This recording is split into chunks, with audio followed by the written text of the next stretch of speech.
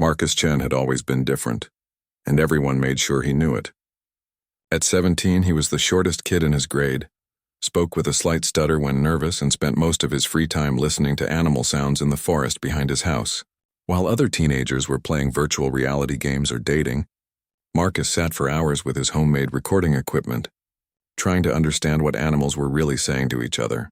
The research station on Kepler 442b was supposed to be humanity's greatest achievement.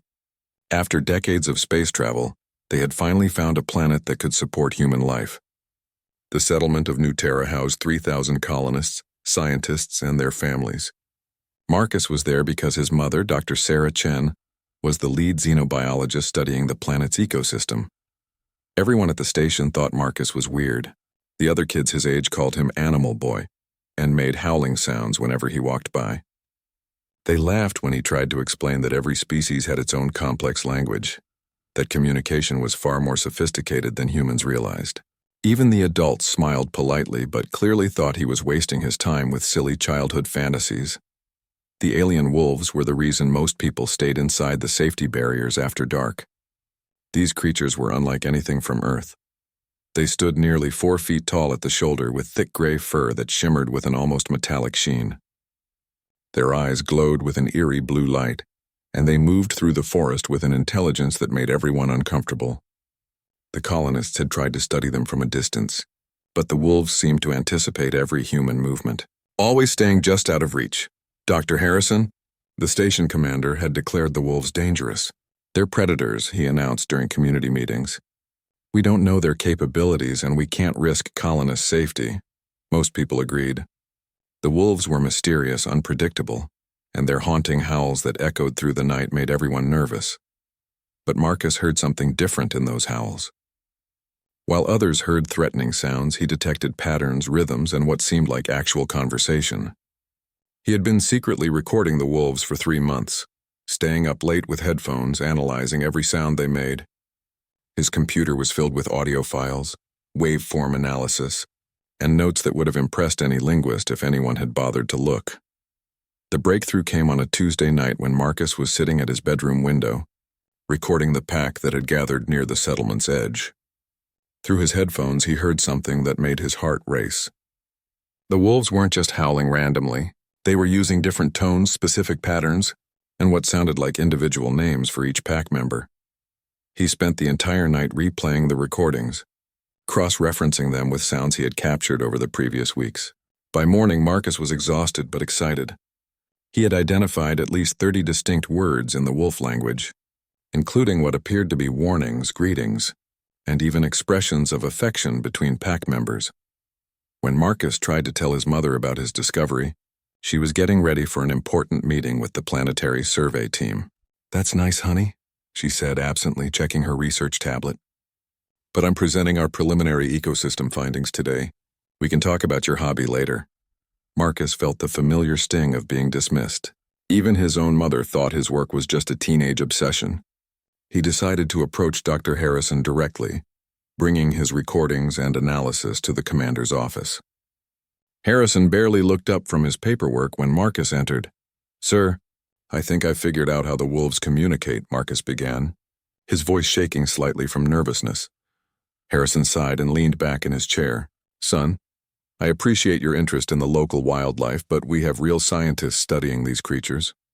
Your mother's team has sophisticated equipment and years of training. I'm sure whatever you think you've discovered has already been noted by the professionals." Marcus tried to explain his findings, but Harrison cut him short. "These wolves are dangerous, Marcus. They're not pets or friends. They're alien predators that we need to keep away from our people. I suggest you focus on your studies and leave the xenobiology to the experts." Walking back to his quarters, Marcus passed a group of teenage colonists who started making exaggerated howling sounds when they saw him. "Hey, wolf boy," one of them called out. "Figured out how to bark yet?" Their laughter followed him down the corridor. That night, feeling more isolated than ever, Marcus sat by his window with his recording equipment. The wolf pack was closer than usual, almost at the edge of the settlement's lighting. Through his enhanced audio pickup, he could hear them clearly. They seemed agitated, their usual calm communication replaced by urgent, rapid exchanges. As Marcus listened more carefully, he realized the wolves were talking about the humans. He could distinguish references to the settlement, to human movements, and to something that made the pack sound worried. They weren't planning an attack as everyone feared. They were discussing the human presence with what sounded like concern and confusion. Marcus made a decision that would change everything. If no one would listen to his discoveries, he would have to prove them. He began working on a translation program, using artificial intelligence algorithms he had learned about in his computer science classes. It was ambitious, maybe impossible, but Marcus had nothing left to lose. As he worked through the night, inputting wolf vocalizations and mapping their patterns, Marcus didn't know that his project would soon become the key to preventing an interplanetary war. The wolves had been trying to communicate with the humans for months, and their growing frustration was about to lead to a confrontation that could destroy both species' chances of sharing the planet. Outside his window, the pack leader raised her head toward the settlement and released a long, complex howl that Marcus would later learn meant, "Why won't they listen?"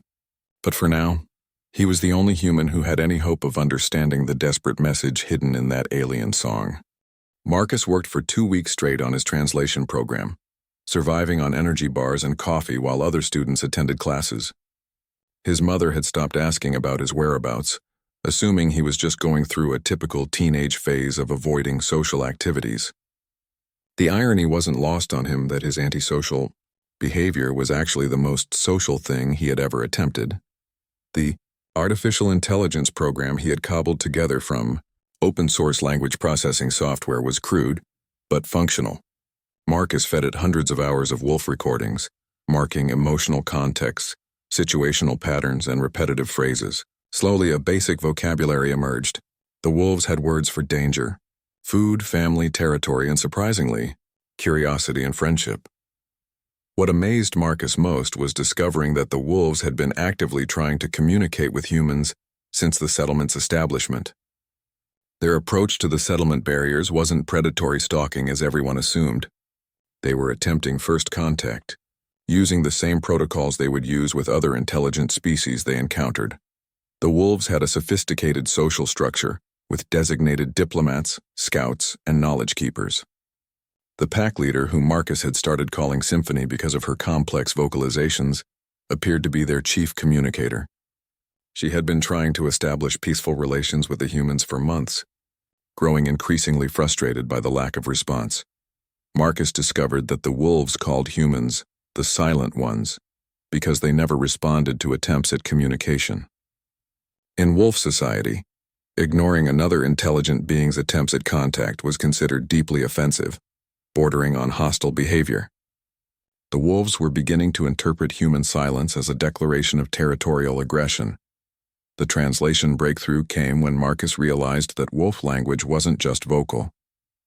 They combined sounds with scent markers, body postures, and even electromagnetic field variations that his equipment had been picking up as background noise. When he started analyzing all these elements together, the complexity of their communication system became staggering. The wolves weren't just intelligent. They were more linguistically sophisticated than humans in some ways, capable of conveying emotional nuances and abstract concepts that human language struggled to express. They had poetry, philosophy, and what Marcus could only describe as scientific discussions about the nature of consciousness and interspecies cooperation. One evening, while testing his translation program on fresh recordings, Marcus heard something that made his blood run cold. The wolves were planning what they called the final approach. If the humans continued to ignore their peaceful overtures, the pack would interpret this as preparation for territorial warfare. They would gather other packs from across the continent and demonstrate their strength, hoping to force the humans into acknowledging their presence and opening negotiations. Marcus realized that what the wolves considered a diplomatic show of force, the humans would interpret as an organized attack. Dr. Harrison would probably call for military intervention from Earth. The peaceful contact between two intelligent species could turn into a massacre based on a simple failure to communicate. He had to make someone listen, but his previous attempts had been disasters. Marcus decided to try a different approach. Instead of going to the adults who had already dismissed him, he would demonstrate his discovery in a way that couldn't be ignored. The next morning, Marcus approached the settlement's main communication array. He had written a simple message in what he hoped was grammatically correct wolf language, using the harmonic frequencies he had identified as their primary communication method. The message was basic. Humans want to talk. Humans are friendly. Please respond. Using the settlement's external speaker system, Marcus broadcast his message toward the forest where the pack usually gathered. Then he waited, his heart pounding as he monitored his recording equipment for any response. The answer came within minutes. Symphony's voice rang out clearly from the tree line, and Marcus's translation program worked frantically to process her response. The words that appeared on his screen made him laugh with relief and cry with excitement simultaneously. Finally! We have waited so long. Are you the voice friend we have heard learning our words? Marcus realized that the wolves had been aware of his listening and learning all along. They had been patiently waiting for him to develop enough understanding to attempt contact. In their society, patience with those learning to communicate was considered a fundamental virtue. The conversation that followed was awkward and limited by Marcus's still-developing translation program, but it was undeniably real communication between species. Symphony explained that her pack had been trying to warn the humans about seasonal predators that would soon migrate through the area. The wolves wanted to coordinate hunting and safety protocols to protect both communities. She also revealed that the wolves had been studying human behavior and technology, trying to understand their new neighbors' capabilities and intentions. They were fascinated by human engineering and wanted to learn about concepts like agriculture and permanent settlements, which were foreign to their traditionally nomadic culture. Marcus was so focused on his conversation with Symphony that he didn't notice Dr. Harrison and a security team approaching until they were right behind him. The commander's face was red with anger as he grabbed Marcus's shoulder and pulled him away from the communication console. "What the hell do you think you're doing?" Harrison shouted. "You're broadcasting unauthorized signals to potentially hostile aliens. This is exactly the kind of reckless behavior that could get people killed." Marcus tried to explain, holding up his tablet with the translation program and the recorded conversation. "Sir, they're not hostile. They've been trying to talk to us for months. They want to help us to work together." Harrison looked at the screen showing Marcus's translation interface and shook his head dismissively. "This is fantasy, son. Computer programs that translate animal noises. You've been watching too many science fiction movies. These are wild animals, not aliens with a language." The security team was already disconnecting Marcus's equipment when Symphony's voice echoed from the forest again. This time her message was urgent and clear enough that even Marcus's basic program could translate it immediately. "Voice friend, danger comes. The Burnclaws wake early from cold sleep. They hunt in 3 days. Your people must prepare or hide." Dr. Harrison heard the translation program speak the words aloud, but he dismissed it as coincidental programming. "Shut this down now," he ordered the security team. "And Marcus, you're confined to quarters until I can speak with your mother about getting you proper psychological evaluation." As they escorted Marcus away from the communication array, he looked back toward the forest where he could see several wolves watching from the shadows. Symphony raised her head and released a long, mournful howl that Marcus's program managed to translate before it was shut down. "The silent ones reject friendship. We tried, voice friend. We tried." That night, confined to his room under security watch, Marcus stared out at the forest and wondered if he had just witnessed the end of humanity's best chance at peaceful contact with an alien intelligence. Worse if Symphony's warning about the Burnclaws was real. His people might be walking into deadly danger with no idea what was coming. He had to find another way to make them understand. But time was running out and nobody believed the boy who talked to alien wolves. Dr. Sarah Chen arrived at Marcus's quarters that evening looking exhausted and frustrated. Her son's latest incident had embarrassed her in front of the entire research team, and Dr. Harrison had made it clear that Marcus's behavior was becoming a serious problem for the settlement's security protocols. "Marcus, we need to talk," she said, sitting down across from him at his small desk. "Dr. Harrison showed me your translation program. Honey, I know you're interested in animal behavior, but what you're doing isn't science. It's wishful thinking." Marcus felt the familiar frustration building in his chest. "Mom, you're a xenobiologist. You study alien life. How can you not see that these wolves are intelligent? They have language, social structures, even science of their own." Sarah sighed and pulled up the recordings on Marcus's computer. What I see is a teenage boy who's spent so much time alone that he's projecting human characteristics onto animal sounds. These creatures might be more intelligent than earthwolves, but they're not aliens having philosophical discussions. She played back one of Symphony's more complex vocalizations, the one where the pack leader had been explaining their territorial boundaries to another pack. This is just howling, Marcus. Beautiful. Maybe even sophisticated for animal communication, but it's not language in any meaningful sense. Marcus activated his translation program and let it process the same recording. The synthesized voice spoke clearly. Our range extends from the Great Stone River to the place where sun sleeps longest. The new scent makers have built their permanent den in the neutral hunting grounds. We propose sharing the autumn migration routes if they accept the protocol of mutual warning calls.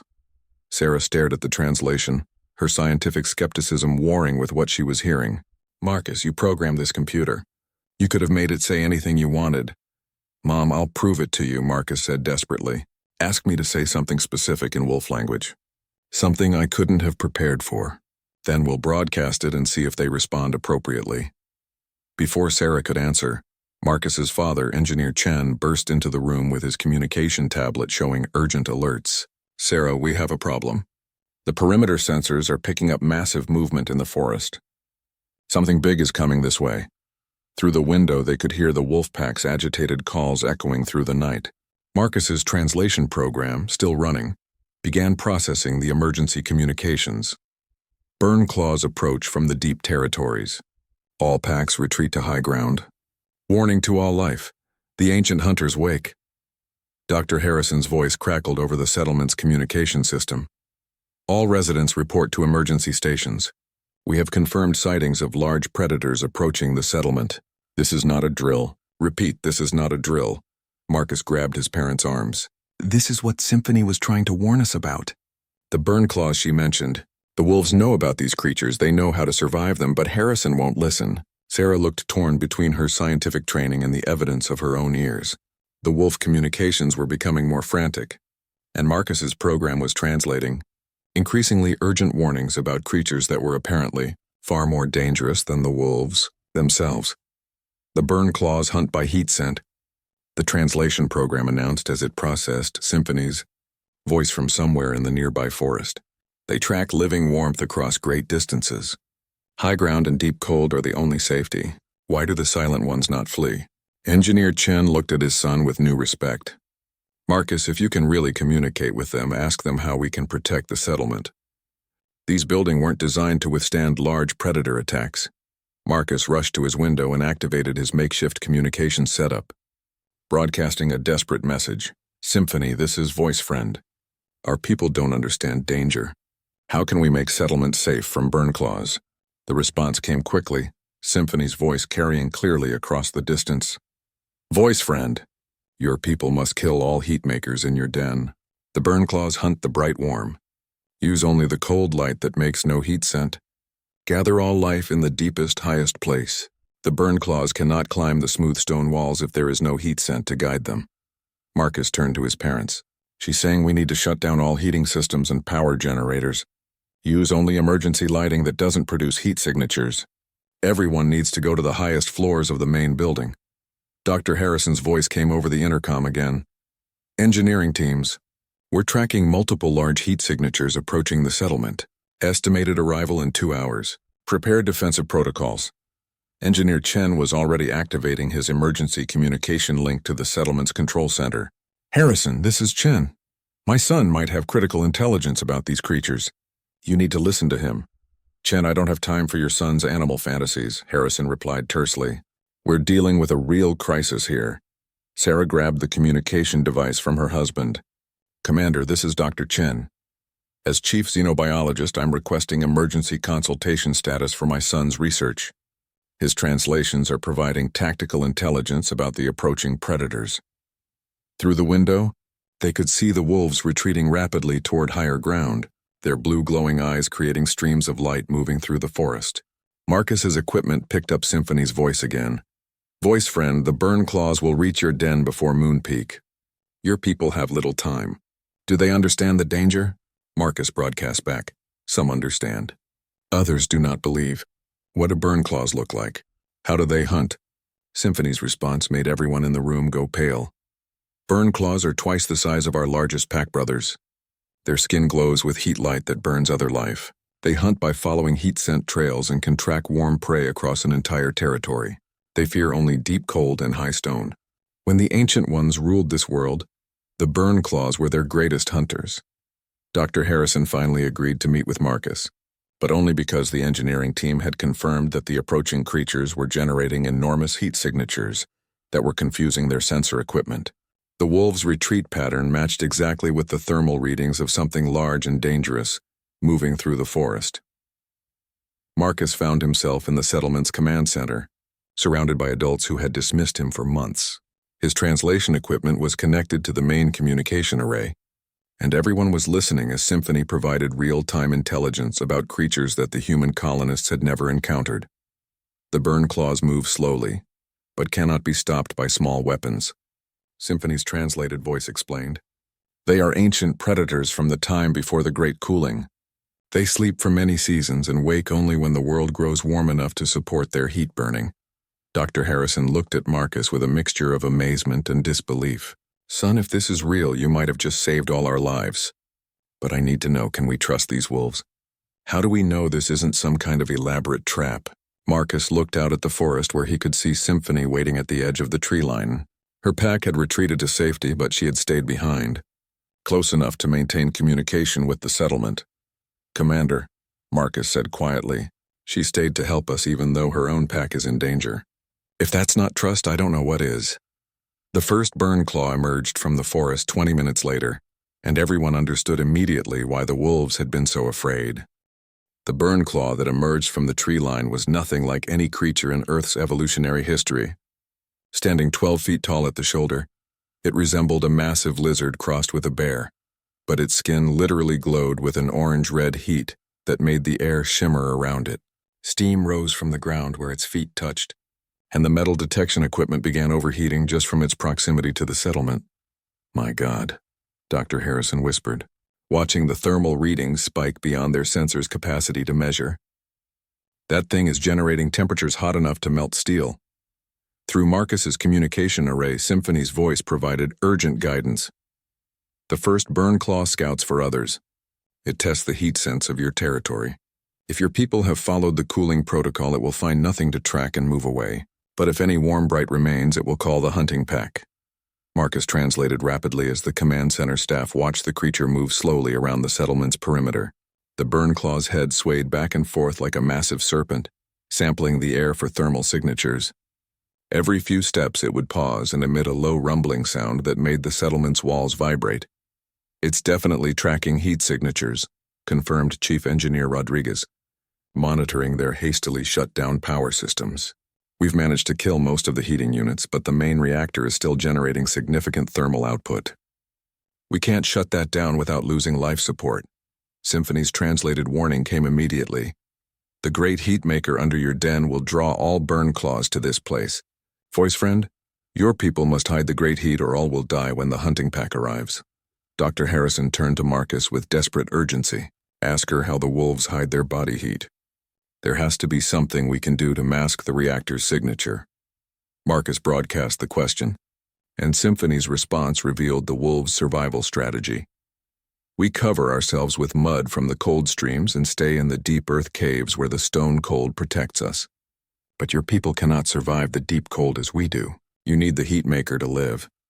The situation seemed hopeless until Marcus's mother made a connection. Wait, Dr. Sarah Chen said, pulling up geological surveys on her tablet. Symphony mentioned cold streams.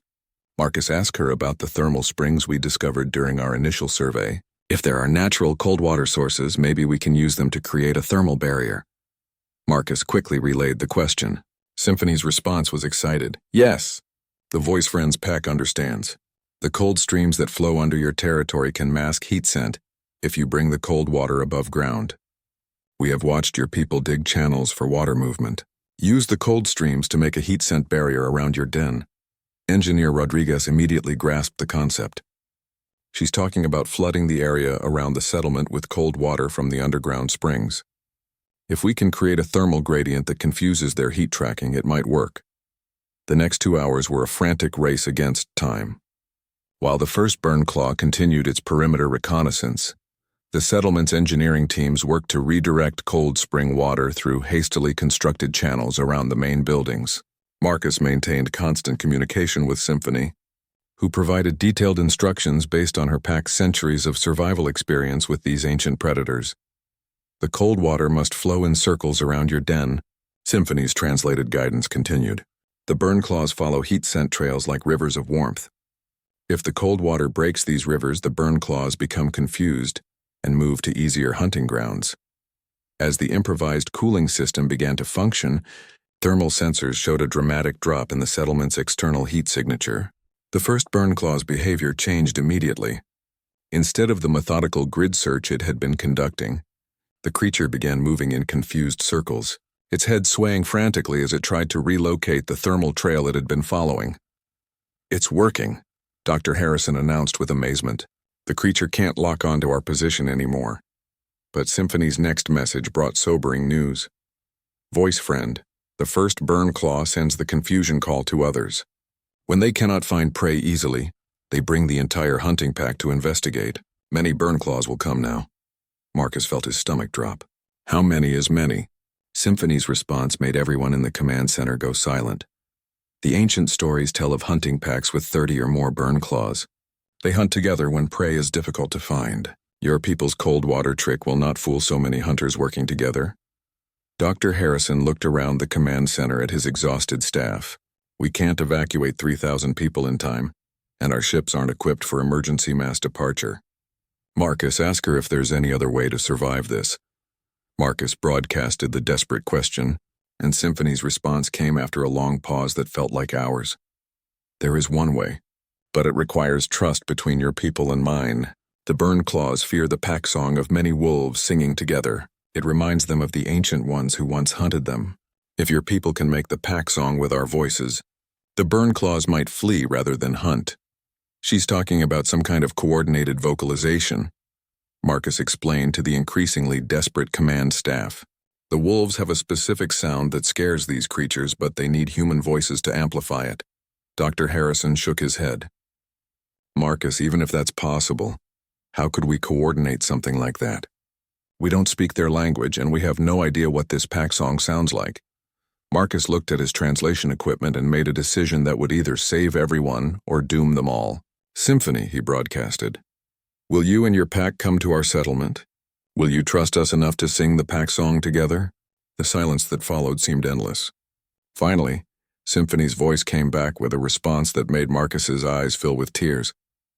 "Voice friend, your people have ignored us, dismissed us, and called us dangerous beasts. But you have shown that some among the silent ones have wisdom and courage. Yes, we will come. We will trust the Voice Friend's people with our lives to save both our kinds."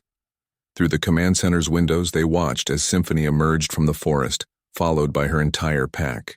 The wolves approached the settlement they had been trying to communicate with for months, their glowing blue eyes reflecting both fear and determination. In the distance, the deep rumbling calls of approaching Burn Claws grew louder. Marcus grabbed the settlement's main communication microphone. "Attention all residents," he announced, his voice steadying with purpose. "This is Marcus Chen. In approximately 1 hour, you're going to hear sounds unlike anything you've ever experienced. The wolves of this planet are about to save all our lives, but they need our voices to do it. When you hear them begin to sing, you need to sing with them. Your life, and the lives of everyone you care about, depend on it." Dr. Harrison looked at the 17-year-old boy who had gone from settlement outcast to their only hope for survival. "Marcus," he said quietly, "I owe you an apology that I may not live long enough to give properly. But I want you to know, today you've shown courage that most adults never achieve." As the first Burn Claws of the hunting pack began to emerge from the forest, their combined heat creating a wall of shimmering air that distorted the night sky, Marcus realized that the next few minutes would determine whether two intelligent species would learn to trust each other or die together as strangers. The Burn Claw hunting pack that emerged from the forest was a sight that would haunt everyone's nightmares for years to come. 27 massive creatures, each one glowing like a living furnace, moved in perfect coordination through the trees. Their combined heat was so intense that the settlement's external cameras began malfunctioning, and the forest around them started to smoke and smolder. Symphony and her pack had positioned themselves in a semicircle around the settlement's main entrance, their normally confident postures showing clear signs of fear. These ancient predators represented everything their species had learned to dread over countless generations. But they had made a promise to the voice friend, and wolves never broke their word. Marcus stood at the communication array, his hands shaking as he watched the burn claws approach. The creatures moved with terrifying intelligence, splitting into groups to surround the settlement while maintaining perfect formation. Their leader, a massive specimen that stood nearly 15 feet tall, raised its head and released a roar that shattered several windows and made the ground tremble. Voice friend, Symphony's translated voice came through the speakers, tight with controlled terror. The pack song must begin now. When I start the ancient call, your people must join their voices with ours. Do not stop singing until all burn claws flee or we all die trying. Marcus activated the settlement-wide communication system. This is it, everyone. When the wolves begin, add your voice to theirs. Don't worry about hitting the right notes or understanding the words. Just sing with them. Our survival depends on unity right now. Symphony raised her head toward the approaching burn claws and began the pack song. The sound that emerged from her throat was unlike any wolf vocalization Marcus had recorded before. It was deep, haunting, and carried harmonics that seemed to resonate in the very air around them. Within seconds, her pack joined in, their voices weaving together in a complex symphony that was part howl, part chant, and part something that touched primal fears buried deep in evolutionary memory. The effect on the burn claws was immediate and dramatic. The massive creatures stopped their advance, their glowing heads turning toward the source of the song. The pack leader took several steps backward, its body language shifting from predatory confidence to uncertainty. Through the settlement's communication system, human voices began to join the wolf pack song. At first it was tentative and discordant. Dr. Harrison's deep bass, Marcus's mother's soprano, Engineer Rodriguez's tenor, and hundreds of other voices trying to match the alien harmonics. But as more people joined in, something magical began to happen. The human voices, instead of interfering with the pack song, began to amplify it in ways that surprised even Symphony. Human vocal cords could produce frequencies that wolf voices couldn't reach, filling in harmonic gaps that made the ancient call more powerful than it had been in generations. The combined chorus of human and wolf voices created a sound that seemed to come from the planet itself. Marcus watched in amazement as his translation program tried to process the pack song. Instead of individual words, it was detecting pure emotional content: defiance, unity, ancient power, and the promise of coordinated resistance. The song wasn't just communication, it was a declaration of war from multiple intelligent species working together. The burn claw's reaction was immediate and profound. These ancient predators had ruled this planet when only primitive life existed. They were apex hunters who had never encountered organized resistance from multiple species. The pack song triggered racial memories of the only creatures they had ever feared, the ancient ones who had once hunted them to near extinction. The burn claw leader released a different roar, this one filled with confusion, and what could only be described as fear. The massive creature began backing away from the settlement, its heat glow flickering as its confidence wavered. The other burn claws followed their leader's example, creating a slowly retreating wall of glowing orange that moved back toward the forest. But Symphony's translated voice carried a warning through the ongoing song: do not stop singing. The burn claws test our resolve. If the pack song weakens, they will attack with fury born of humiliation. The combined chorus continued for nearly an hour, human and wolf voices blending in harmonies that neither species could have achieved alone. Children sang alongside scientists. Engineers harmonized with pack leaders, and the elderly added their voices to those of young adults who had mocked Marcus just days before. Gradually, the burn claws retreated deeper into the forest. Their heat signatures disappeared from the settlement's sensors, and the oppressive temperature that had surrounded the area began to cool. But the pack song continued, until Symphony finally signaled that the ancient predators had retreated far enough to no longer pose an immediate threat. When the last notes finally faded into the night air, an extraordinary silence settled over the settlement. 3,000 human colonists and 12 alien wolves looked at each other across a barrier that had been completely erased by shared necessity and mutual trust. Dr. Harrison was the first to speak, his voice hoarse from singing. "Symphony," he said, directing his words toward the wolf pack leader. "On behalf of all humanity on this planet, I want to thank you and your pack for saving our lives." Marcus translated the message, and Symphony's response brought tears to many eyes. "Commander of humans, we are no longer two separate peoples on this world. Tonight we became one pack with two voices. The voice friend showed us that trust is possible between different kinds of intelligence." Dr. Sarah Chen approached her son with pride and amazement written across her face. "Marcus, you've accomplished something that will change how humanity thinks about intelligence and communication forever. You've opened a door between two species that might have spent centuries in unnecessary conflict." Marcus looked out at Symphony and her pack, who were settling down near the settlement's entrance, rather than returning to the forest. Through his translation equipment, he heard their quiet conversations about establishing permanent communication protocols and sharing knowledge between their species. The teenagers who had once mocked Marcus as Wolf Boy now gathered around him with genuine respect and curiosity. Jenny Martinez, who had been one of his worst tormentors, approached hesitantly. "Marcus," she said quietly, "I'm sorry for how we treated you. What you did tonight. You saved all of us. Can you teach us how to talk to them too?" Marcus smiled, feeling a warmth that had nothing to do with the burn claw's residual heat. "The translation program is just the beginning," he explained. "Symphony says her pack wants to establish a permanent communication exchange. They're willing to teach us their language if we're willing to teach them ours." Dr. Harrison activated his communication link to Earth Command. "This is New Terra Base to Earth Control. Priority Alpha message. We have confirmed first contact with intelligent alien species. Repeat. We have achieved successful first contact and cooperative defense action with indigenous intelligent life." The response from Earth was immediate and filled with excitement. Within hours, xenolinguistics experts, diplomatic specialists, and interspecies contact protocols would be activated for the first time in human history. But for now, the real work was happening on the ground between a teenage boy and an alien wolf who had chosen to trust each other. Symphony approached the settlement's main entrance, her pack following at a respectful distance. Through the communication array, her translated voice addressed the entire human community. "People of the stars, we offer you the friendship of our world. Will you accept the bond of the pack song and become our allies in the seasons to come?" Dr. Harrison stepped forward, speaking clearly into the communication system so Symphony could hear his response. "Symphony of the Wolf people, we accept your friendship and offer our own in return. Let this night mark the beginning of a new alliance between our species." As the first light of dawn began to appear on the horizon, Marcus realized that his life as an outcast was over, but more importantly, he had helped forge a bond that would reshape the future of two civilizations.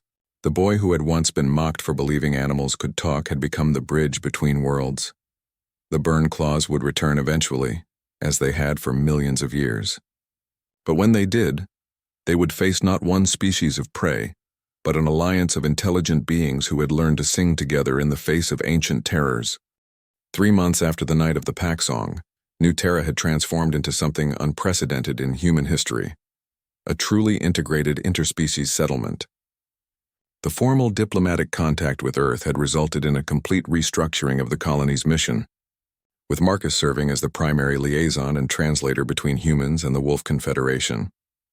Symphony's pack had been joined by 5 other wolf communities from across the continent, creating a council of pack leaders who worked directly with the human colonial administration.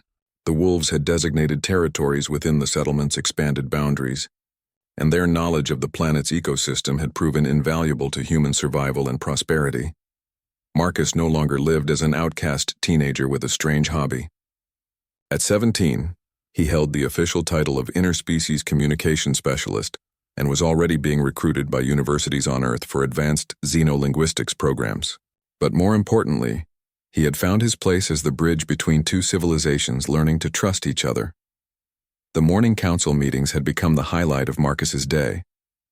In the settlement's newly constructed amphitheater, human administrators and wolf pack leaders gathered to discuss everything from resource sharing to joint exploration missions. Marcus's translation equipment had evolved far beyond his original homemade setup, now incorporating advanced AI systems that could handle real-time multi-party conversations between species. The Eastern Territories show signs of mineral deposits that your people call rare earth elements, Symphony reported during one such meeting, her translated words appearing on screens throughout the amphitheater.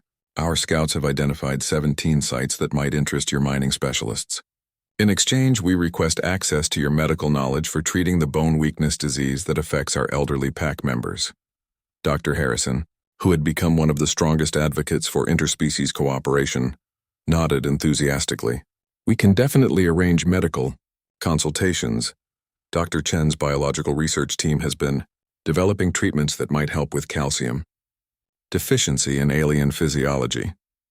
These exchanges had become routine, but Marcus never lost his sense of wonder at witnessing two completely different civilizations learning from each other. The wolves' deep knowledge of planetary cycles, weather patterns, and ecosystem relationships complemented human technology and scientific methodology in ways that benefited both species enormously. The teenagers who had once mocked Marcus now competed for positions in his interspecies communication training program. The colony's school system had completely restructured to include wolf language classes, comparative intelligence studies, and cross-species cultural awareness. Jenny Martinez had become one of his most dedicated students, showing real talent for understanding wolf emotional communication patterns. Marcus, she said after a particularly challenging translation exercise, how did you know they were intelligent before anyone else figured it out? What made you keep trying when everyone said you were wasting your time?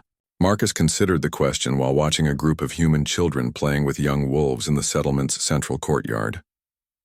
The sight would have terrified people just months ago, but now it was completely normal to see species integration at every level of society. I think it was because I understood what it felt like to be misunderstood, Marcus finally answered. When no one listens to you or takes you seriously, you develop empathy for others who might be experiencing the same thing. The wolves weren't dangerous or incomprehensible. They were just trying to communicate with people who weren't ready to listen. The real breakthrough in interspecies relations came when Symphony's pack shared their historical archives with the human colonists. The wolves possessed an oral tradition spanning thousands of years, containing detailed records of planetary climate cycles, migration patterns of various species, and most importantly, a comprehensive catalog of dangerous phenomena that humans needed to understand for long-term survival. The burn claws were just one of many ancient threats that awakened during specific environmental conditions. The wolves knew about the metal-eating microorganisms that emerged during certain mineral seasons, the psychic parasites that influenced behavior during particular lunar alignments, and the geothermal events that could reshape entire continents without warning. Your people think in terms of years and decades, Symphony explained during a strategic planning session. Our knowledge spans centuries and millennia. Together we can build a civilization that survives the long cycles of this world that neither of our species could handle alone. Dr. Sarah Chen had thrown herself into documenting these revelations, working closely with wolf historians to create the most comprehensive planetary survival guide ever assembled. Her research papers were already being transmitted to Earth and other human colonies, fundamentally changing how humanity approached interspecies contact and planetary settlement. But the most significant development was the emergence of what scholars were calling hybrid intelligence, collaborative problem-solving that leveraged the unique cognitive strengths of both species. Humans excelled at technological innovation and systematic analysis, while wolves demonstrated superior pattern recognition, long-term thinking, and intuitive understanding of complex systems. Marcus found himself at the center of these collaborative efforts, facilitating research teams that included both human scientists and wolf knowledge keepers. They were working on projects that neither species could have conceived independently. Bio-integrated technology that worked with planetary ecosystems rather than against them, sustainable energy systems based on natural cycles, and defensive strategies that could protect against threats spanning geological timescales. The success of the new Terra model had attracted attention from across human space. Diplomatic missions were being planned to establish similar partnerships with intelligent species on other worlds, and Marcus had been asked to develop training protocols for interspecies communication specialists. Voice friend, Symphony said during one of their private conversations, using the wolf name she had given him during their first contact. Your courage to speak across the silence between species has created ripples that will spread to distant stars. The humans who come after will remember that understanding begins with one individual willing to listen. Marcus looked out at the thriving settlement where human children learned alongside wolf pups, where scientists from both species collaborated on research that was reshaping their understanding of intelligence and consciousness, and where the barriers between civilizations had been replaced by bonds of mutual respect and shared purpose. The boy who had once been mocked for believing he could talk to aliens had become the architect of humanity's first successful interspecies alliance. But as he prepared for the challenges that lay ahead, Marcus knew that this was just the beginning of a much larger story about what was possible when different forms of intelligence chose to trust each other. 5 years had passed since the night of the Pack Song, and Marcus Chen stood before the Galactic Council on Earth as the youngest person ever to address the Assembly of Human Worlds.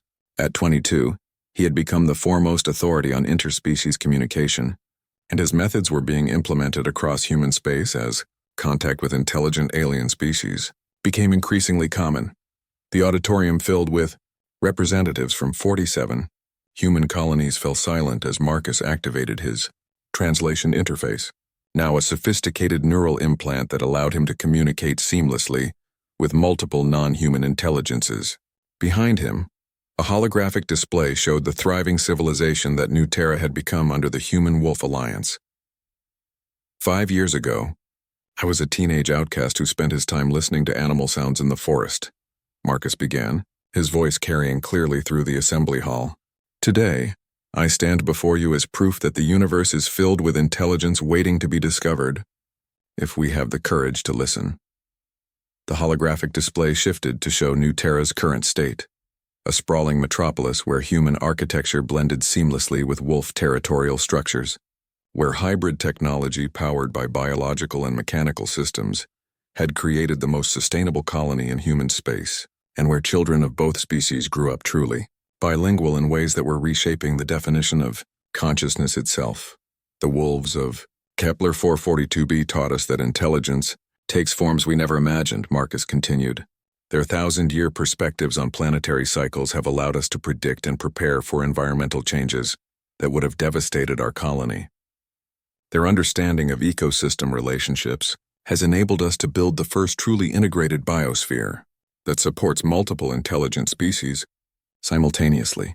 Marcus paused as the display showed footage of the latest breakthrough, wolf-human hybrid exploration teams venturing into previously inaccessible regions of the planet, their combined skills allowing them to discover resources and territories that neither species could have explored alone. The teams had uncovered evidence of at least 3 other intelligent species on the planet, all of whom were now being approached using the communication protocols Marcus had developed. But the greatest gift the wolves gave humanity wasn't their knowledge or their friendship, Marcus said, his voice growing stronger. It was the realization that we are not alone in the universe, and that our survival as a species depends on our ability to form alliances with intelligences that think differently than we do. Dr. Harrison, now serving as New Terra's interspecies colonial administrator, joined Marcus on the stage. The man who had once dismissed Marcus as a fantasizing teenager now served as one of his strongest advocates. In the colonial administration, the economic and scientific benefits of the Human-Wolf Alliance have exceeded every projection, Harrison reported to the council. Our agricultural yields have increased by 300% using wolf-designed sustainable farming methods. Our defensive capabilities against planetary threats have made New Terra the safest colony in this sector of space. And our technological innovations, developed through collaborative research, are advancing human science by decades.